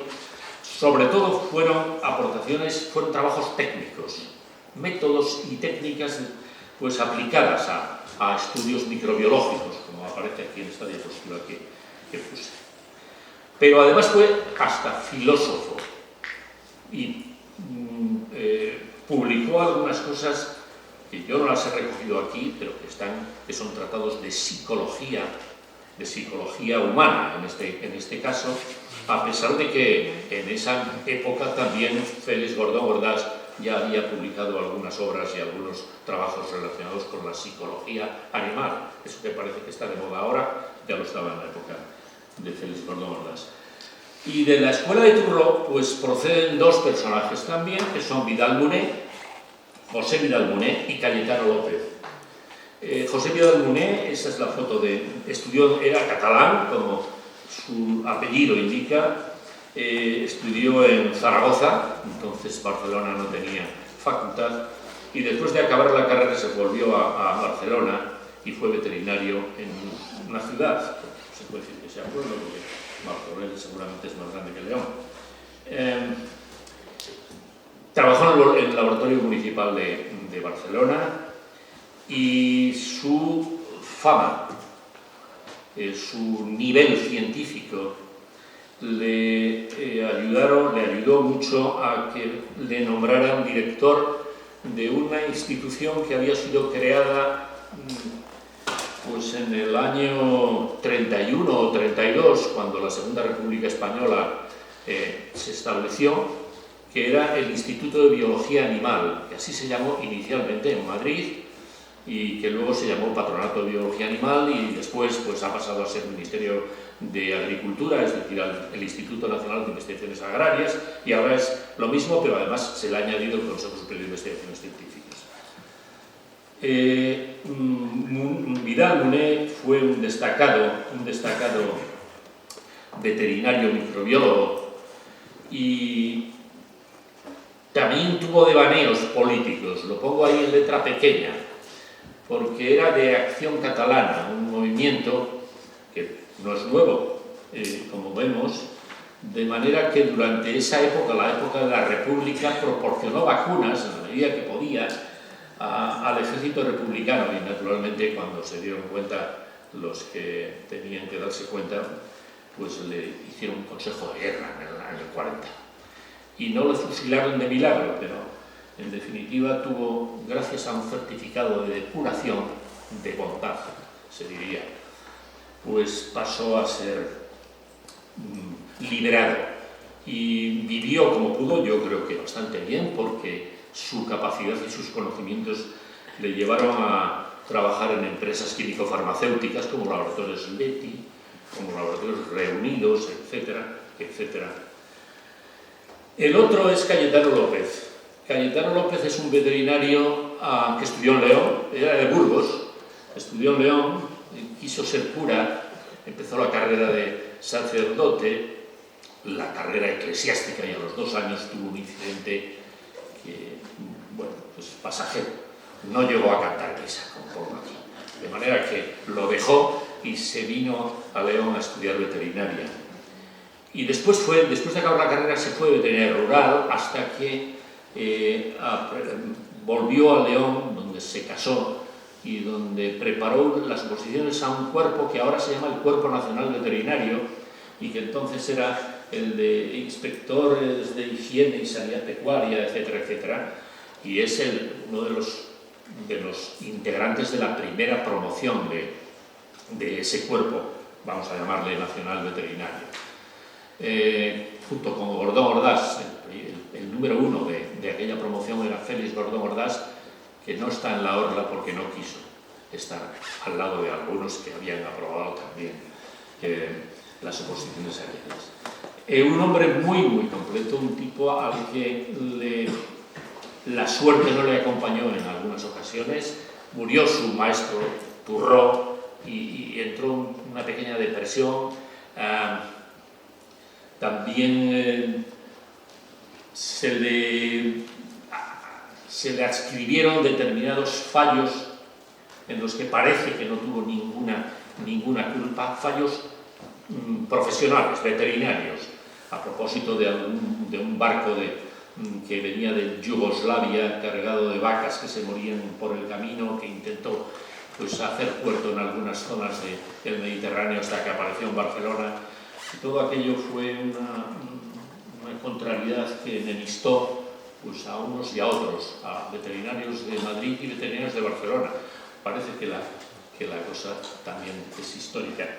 El hecho cierto es que, bueno, se fue a Madrid, estuvo en el Patronato de Biología Animal, cuando el gobierno republicano, el gobierno español, se trasladó a Valencia, le ofrecieron ir a Valencia y sin embargo él quedó en Madrid.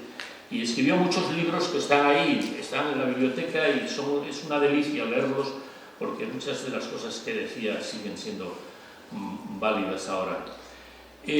Como decía al principio, la extensión de Pasteur pues es grande, es enorme, y sobre todo en una época en la que, por ejemplo, como ha aludido el profesor Rodríguez Ferri, pues a Perroncito, por ejemplo.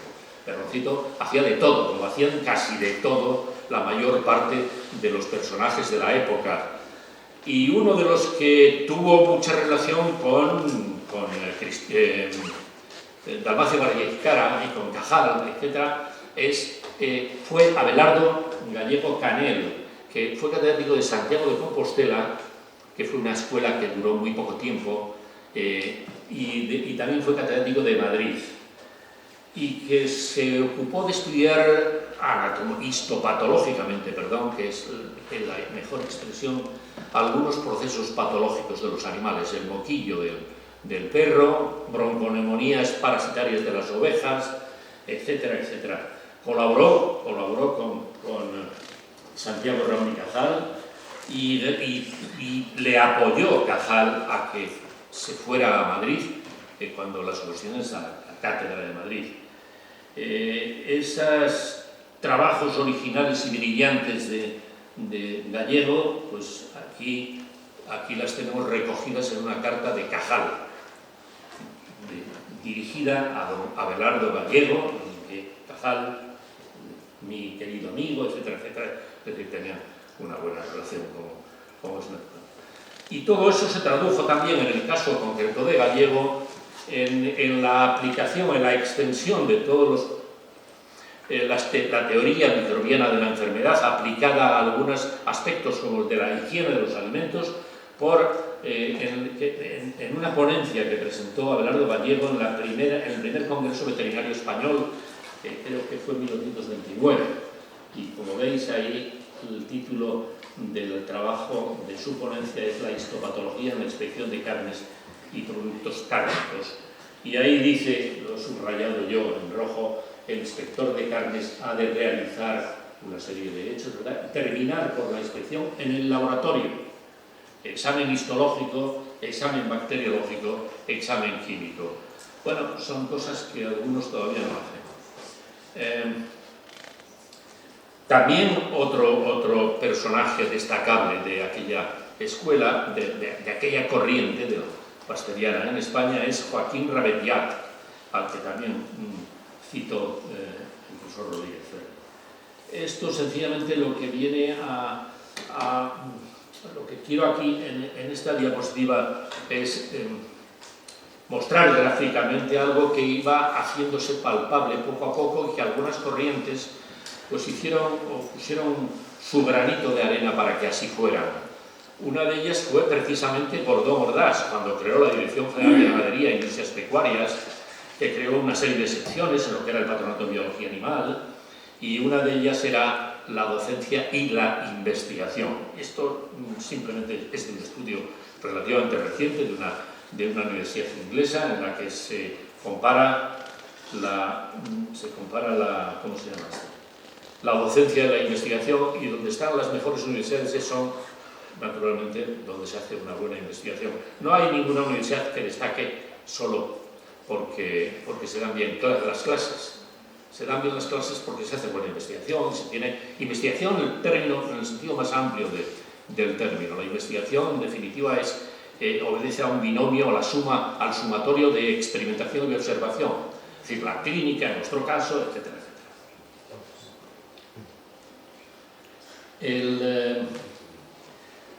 Todo esto va cuajando hasta principios del siglo XX. No hay disciplinas que se denominen microbiología, ni bacteriología, ni nada que tuviera que ver con eso, aunque naturalmente, claro, se explicaban cosas. En el año 1900, se quiere crear una cátedra de microbiología en Madrid, en medicina, pero por razones diversas, aquello se quedó poco menos que en el tintero o en la papelera, quién sabe, de algún ministerio. El hecho cierto es que la docencia en medicina se pospone. La primera cátedra creada realmente de microbiología en España es en farmacia, en la Facultad de Farmacia de Madrid, y naturalmente en otros sitios. En otros sitios empiezan a aparecer las cosas a medida que se van modificando, reorganizando y perfilando planes de estudios diversos. Desde el de 1847, en el que bueno, pues se reforma el estudio y el ejercicio de los profesionales veterinarios, etcétera, etcétera, la creación de facultades, etcétera, y comienza la microbiología, la docencia de la microbiología, pues primero en la Escuela Veterinaria de Madrid, con una asignatura que no se llama microbiología, pero que es la aplicación de la microbiología, de alguna forma. Se llama enfermedades contagiosas, epizootias, policía sanitaria y continuación de la clínica. Y luego, y en las escuelas subalternas, las subalternas eran las que no eran Madrid, eran Zaragoza, Córdoba y León. En las subalternas no hay ninguna asignatura relacionada específicamente con el nombre de microbiología ni patología infecciosa en absoluto. Lo que pasa es que había algunas disciplinas con otros nombres en los que se incluían conceptos y nociones de esto que estoy comentando. Y esas reformas pues aparecen ya primero de la mano de algunos personajes ilustres. Ilustre, por supuesto, es Ramón y Cajal, y aquí aparece, no, le voy a dar para atrás, aquí aparece en este libro, este es un libro de 1930, que es un manual de anatomía patológica y nociones de bacteriología patológica, como así se llamaba. Es un libro de Cajal y Tello, que está así bautizado. Es una edición, no sé qué número de edición hace, pero que recoge naturalmente todo lo que...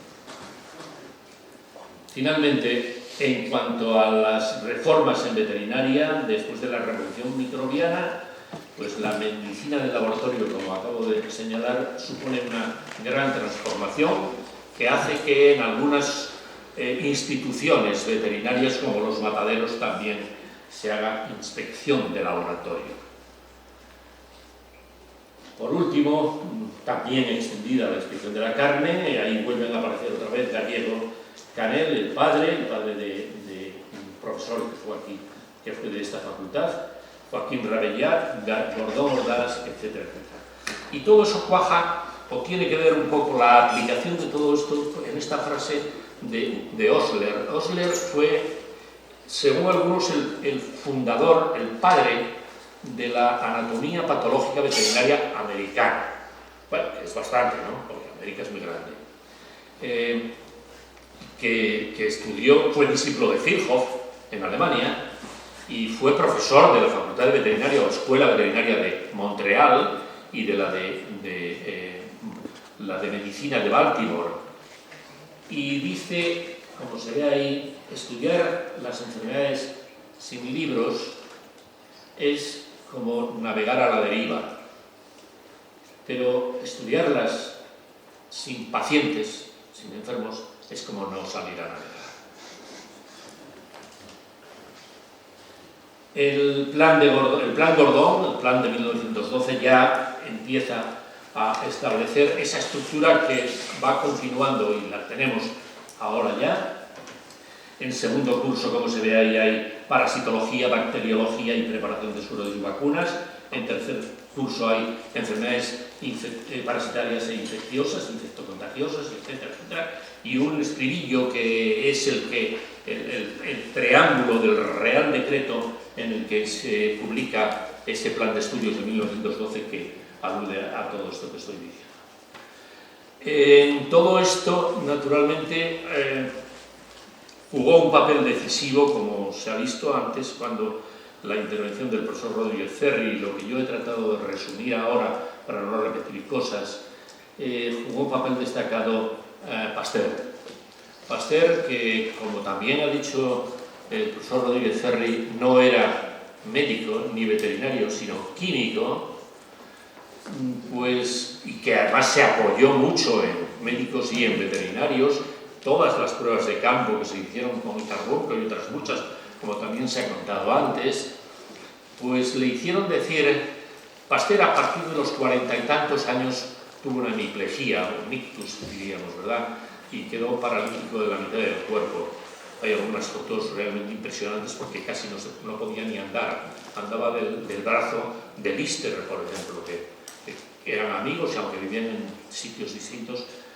Pues bien, decía Pasteur, si fuera joven, e incluso ahora mismo a mi edad,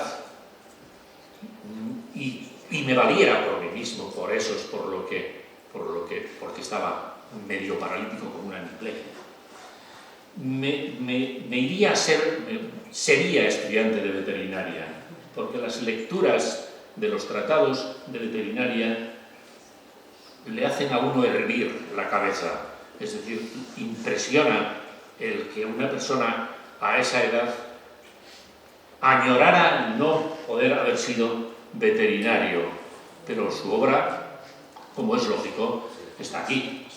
Y la obra de Pasteur, cuyo bicentenario, el nacimiento de Pasteur, el bicentenario del nacimiento de Pasteur, conmemoramos ahora mismo, pues ha quedado bien clara y bien asentada en la mayor parte de los campos de la ciencia que podamos mirar. De manera que eso es todo lo que quería decir. Gracias.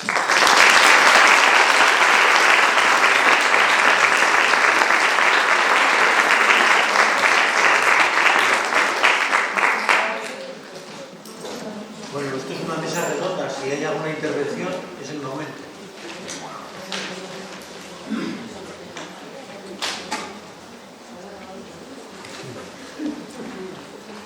Hay que provocar un poco. Hay que provocar. Sí. Vamos a ver quién se atreve. Bueno, no es ningún atrevimiento. ¿Quién desea participar? ¿Habrá alguna sugerencia en relación con las dos aproximaciones que se han hecho de la vida y obra de Pasteur?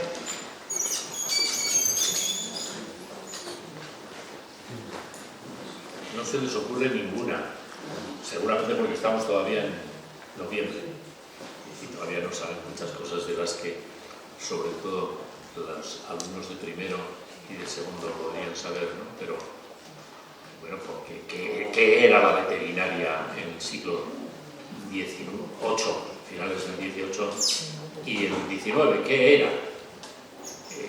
Uno se tiene que preguntar que alrededor de todo esto pues había lo mismo que los médicos o muchos médicos de la época eran casi barberos, así eran, sangradores, etcétera, etcétera.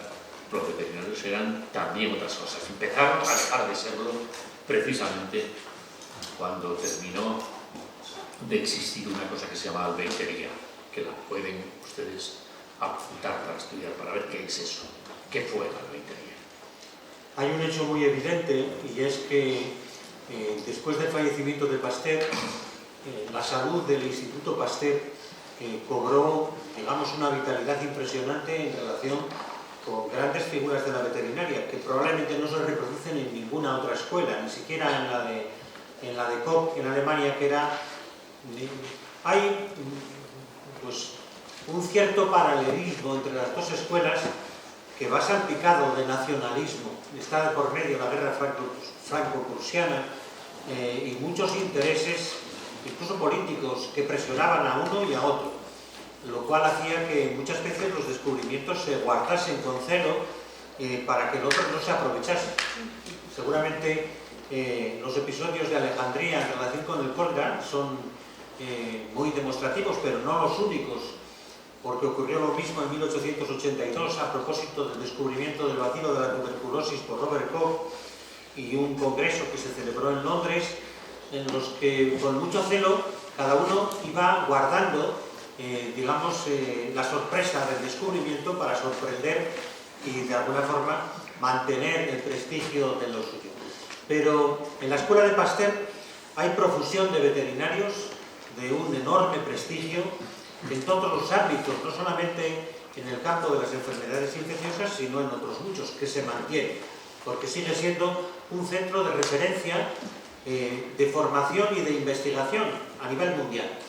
En la escuela de Robert Koch se encuentran pocos nombres. De forma tangencial Loeffler, que yo le aludí, aunque yo creo que era más médico que veterinario, pero sobre todo Schultz, que trabajó sobre todo en cuestiones de tuberculosis. Y todo lo demás permanece, digamos, en un segundo plano, en el de Pasteur. comenzando por Nocar, como queráis, pero hay una lista repleta de personajes que, unidos después al propio Instituto Pasteur y a la OIE, en la que figuras principales como Leclanché o el propio Gastón Ramón, digamos, representaron un hito muy importante, pues han hecho de la obra póstuma de Pasteur, traducida en relación con bueno, pues, la principal obra que fue el Instituto Pasteur, un elemento que se mantiene. Yo creo que nos ha enseñado a todos, igual que lo hizo el alemán, bueno, pues en principio un método de estudio. Tuvieron que resolver problemas del cultivo puro, que no era fácil. Esa es una cuestión metodológica que traduce también un cambio importante y que se debe a Koch. Pero la paciencia, las muchas horas de estudio y el sobreponerse a todo tipo de adversidades, porque como acaba de decir el profesor Rojo, en el caso de Pasteur, las adversidades físicas, personales, en materia de salud, fueron muy importantes. Él falleció a los 73 años, pero prácticamente 30 años los pasó, digamos, con una salud muy precaria, en la que se sobrepuso a todo tipo de acontecimientos, incluso personales, con el fallecimiento de 3 hijos, de 5, lo cual supone un hándicap en contrario que, bueno, nadie desearía para su peor enemigo. ¿Alguna intervención? Sí, yo quería hacer un comentario. Es decir, qué difícil debe de ser trabajar con algo que no ves. Es decir, se necesitó un microscopio para ver determinados elementos y avanzar. Pasteur desarrolla una vacuna frente a un virus que, si mi información es correcta, no ha podido ser visualizado y hasta muchísimo tiempo después. Que en ese momento, es decir, ¿qué tan difícil debía de ser avanzar en esa línea sabiendo que hay algo, pero sin poderlo identificar, diciendo esto tiene tantas patas, o tiene tantos cuernos, o tiene tantos lo que sea? Pues es verdad. Yo creo que es que, a pesar de las limitaciones físicas, por ejemplo, de Pasteur y de otros, Cayetano es bastante afectado físicamente, la ilusión y el dinamismo eran tremendos en determinadas épocas. Y bueno, un poco en relación con esto, como antes decía lo de que era la leitería, no he hablado absolutamente nada porque en esta especie de carrera por conseguir cosas, Barcelona fue el primer laboratorio, pero en Madrid había cosas que yo he pasado casi por alto, porque uno de los que trabajó ahí fue también Vidal Monet. Bueno, en su día se llamaba el Instituto Alfonso XIII. Alfonso XIII era el nombre que llevaba ese instituto, que estuvo además, su primer asentamiento fue en la calle Ferraz, que es una calle que todo el mundo sabe que es la sede de un partido, de los grandes partidos de España, ¿verdad? Y que desde ahí se fue a la Moncloa, porque ya estaba muy cerca, muy en el centro de la ciudad. Y después ha ido a Sinesio Delgado, donde era el hospital de infecciosos y donde se hospitaliza la mayor parte de los enfermos con procesos tropicales como ébola, etcétera, etcétera, y algunos otros hospitales, pero también. De manera que, pues eso también ocurrió, ¿verdad? Yo creo que lo que dice el profesor Pérez es muy importante, y a mí me parece que eso lo que pone de manifiesto es un rasgo que distingue a los científicos desde siempre. Es la curiosidad innata, y sobre esa curiosidad el tratar de averiguar lo que no se puede ver con los ojos. Entonces, poco a poco van desarrollando sistemas que aproximan lo que no se ve a lo que puede verse, aunque sea de forma artificial. Pero nadie se siente satisfecho y siempre queda, digamos, una nueva etapa que justifica el seguir persistiendo en tratar de encontrar explicaciones. Por eso se habla de teorías.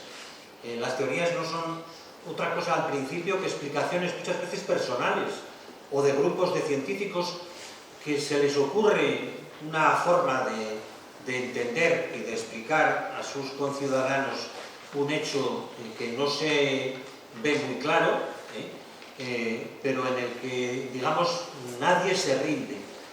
Y lo que se están descubriendo son, bueno, pues nuevas vías y nuevas aproximaciones en los que la tecnología siempre está proporcionando herramientas para tratar de descubrir, pues no sé.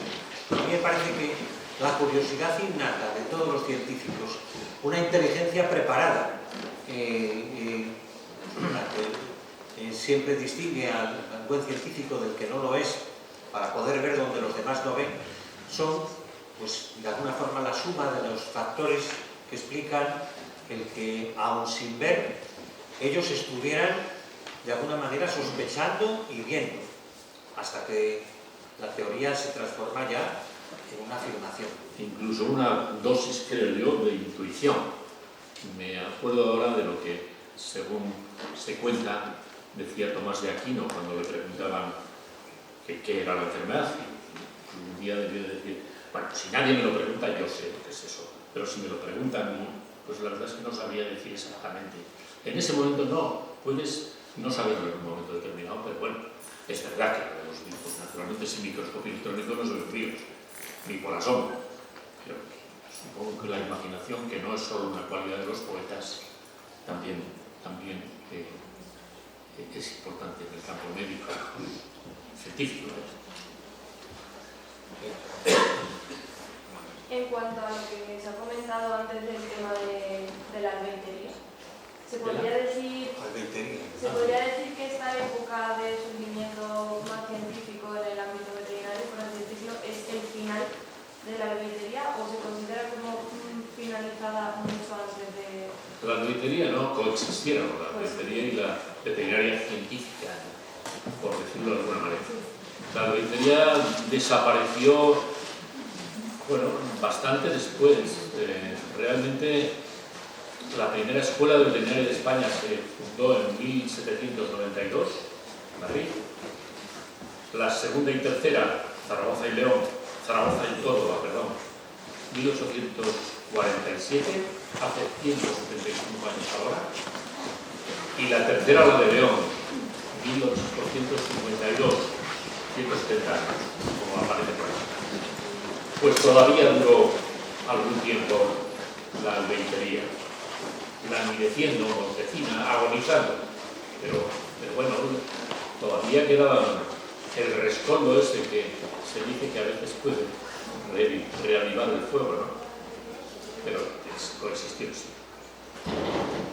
Bueno, pues si no hay nada más, parece que ya la crisis empieza a hacer su efecto.